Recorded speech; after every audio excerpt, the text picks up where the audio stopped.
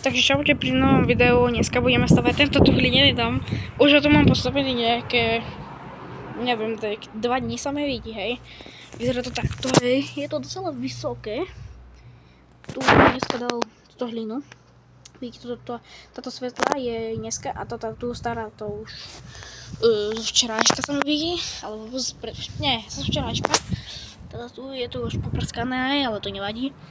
Keď budete počuť fúkanie vetru, tak to prepáčte, lebo dneska je také počasie, hej.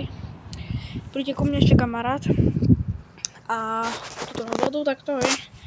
Tu mám matiku a takto tu si ťažím hlinu. Po hlinu si chodím aj tu, hej, na záhradu, tu. Ale hlavne chodím tam pri dome. Takže teraz sa poďme pozrieť, ako to stavám.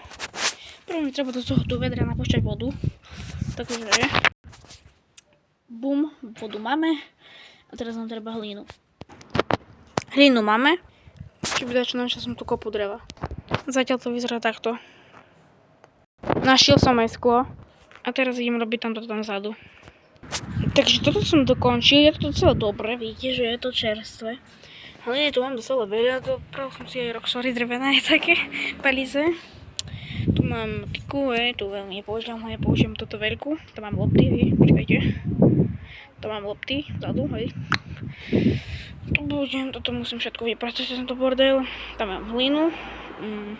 Toto musím zrovnať, aby to bolo rovné s tým, lebo neviem, či to vidíte tak na videu, ale tu je veľká diera. Tu je to docela také rovné, hej. Ale tak toto vyzerá. Je to docela vysoké. A to hlinu aj a idem ďalej stavať. Roxory sú tam. Vyzerá to nejako takto, tu mám hlinu. A tu mám ďalšiu.